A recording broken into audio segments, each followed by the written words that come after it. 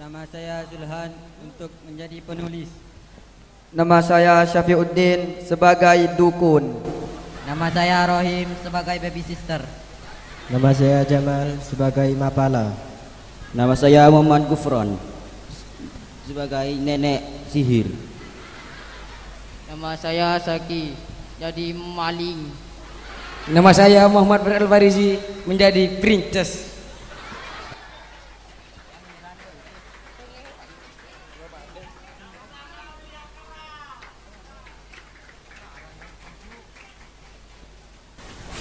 Karya tulis untuk selamanya, begitu kata Pramudia Anantatur.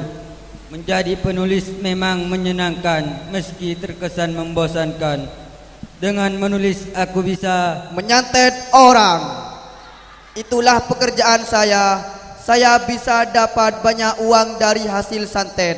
Selain itu saya juga bisa Mengganti popok bayi yang sudah penuh. Setelah itu bersihkan pantatnya dengan tisu basah. Lalu saya gosok bedak dan akhirnya saya gendong. Itulah langkah-langkah untuk Jadi mahasiswa di umurku yang sudah tak lagi muda. Sedangkan teman-temanku sudah ada yang lulus dan sudah ada yang menggendong anak. Kadang aku iri. Ya tapi bagaimana lagi, inilah nasibku sebagai Keong racun, kukutuk canda kirana menjadi keong karena telah menghalangi kebahagiaan cucuku. Tapi untuk ketika akan hilang jika dia Mencuri uang tetangga lebih cepat dan dekat. Tidak perlu jauh, hanya 5 langkah dari rumah. Lalu langsung Meminang gadis idamanku di depan teman-temanku adalah impianku. Aku selalu berdoa agar menjadi pencuri yang baik dan sangat pandai dalam melakukan tindakan agar tidak ketahuan atau dicurigai. Cukup dengan 15 menit saya bisa dicium oleh pangeran tampan yang tulus mencintainya. Hanya itu cara yang dia bisa lulus skripsi yang susahnya minta ampun, ditambah tugas kuliah yang belum selesai juga. Betapa pusingnya hidupku mikirin kuliah, mikirin kerja, dan mikirin pertumbuhan badan. Bayi yang selalu sehat dan timbangannya selalu bertambah membuktikan bahwa aku merawatnya dengan baik tanpa mengenal lelah dan tak kenal menjadi kaya dengan cara pesugihan dengan syarat memberi tumbal, yaitu sebuah buku diari. Kubuka kembali untuk mencari referensi kehidupanku dahulu. Lalu kubuka cerita tentang darah muda perawan dengan membunuh anak perawan tempat pada saat ngompol di celana. Itu memang sudah kerjaannya bayi. Belum bisa nongkrong bersama teman-teman pergaulan membuat saya menunda tugas kuliah. Dan akhirnya saya dipanggil sebagai penyihir. Sepertiku memang tak lagi pintar banget. Walaupun sudah nenek-nenek, aku selalu jatuh cinta. Itulah judul bukuku yang berisi kisah cintaku pada saat pertama kali dapat uang dari hasil maling. Saya sangat berterima kasih. Uangnya saya pakai untuk jalan-jalan. Kalau ada sisa maka saya pakai untuk melamarmu. Betapa bahagia hatiku saat kau berkata, "Bah, tolong bah." Itulah pengaduan orang-orang yang datang. Mereka berharap saya pipis sendiri. Kalau ada bayi pipis sendiri, aneh bin ajaib. Selama saya baby sister, saya belum pernah menemukan bayi seperti itu.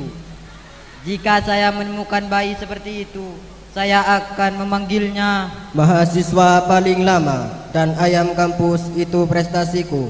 Prestasi terbuka yang bikin orang mencari ilmu sihir lebih banyak lagi dan kuat agar aku bisa move on dari mantan. Membuat saya sedikit menderita, tapi juga menginspirasi saya untuk menulis novel. Sad ending berjudul Mencari Jodoh Idaman. Itu cita-cita saya dan sekarang menjadi kenyataan. Dengan dia yang menerima lamaranku, dan setelah ini aku akan mempersiapkan tumbal. Syaratnya ada tumbal belita, tumbal perawan dan tumbal bayi dewasa. Pasti sangat lucu melebihi. Orang nyinyir tentang kehidupan dan kuliah saya tidak peduli dengan mereka. Saya menganggap mereka sebagai Joko Kendil. Saya kutuk dia menggunakan miliaran kekuatan ajaib saya, karena sangat sulit untuk mengutuk orang yang baik hati dan Suka maling. Saya suka maling karena maling itu enak. Kerjanya sedikit tapi untungnya banyak. Hanya punya modal mental yang kuat dan motivasi dari Penulis bestseller. Salah satunya aku dengan nama pena yaitu paranormal yang masih Jomblo. Selamat tinggal masa jomblo. Masa di mana membuatku hampir gila. Gila karena cemburu pada teman, gila karena tidak ada yang bilang sayang, dan gila karena setan terkutuk yang selalu merayuku untuk selalu belajar dan mengerjakan tugas. Sangat hati-hati itu saran dosen saya. Saya hanya mengangguk iya, tapi sebenarnya saya mengumpatnya. Aku mengumpat si Joko Kendil yang bertubuh pendek, punggungnya reot dan wajahnya Baby face. Saya suka mencubit bayi karena bayi adalah titisan pena. Itulah penaku. Aku tidak mau menggunakan nama asliku karena saya tidak ingin terkenal. Yang terpenting saya bulan madu. Itu hari yang bersejarah karena itulah cintaku bagaikan bunga yang ada akar-akarnya. Hari terindah dan hari paling menyeramkan. Dulu rumah paranormal seperti saya berada di tengah hutan, jauh dari permukiman penduduk, gelap dan seram. Ada suara jangkrik, suara anjing, dan suara maling, maling.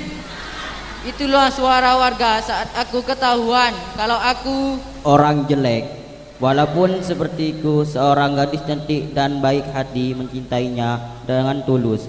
Dia tidak memandang wajahnya dan tidak memandang bodoh dan pemalas. Itulah ciri-ciri murid yang lucu dan imut. Wassalamualaikum warahmatullahi wabarakatuh.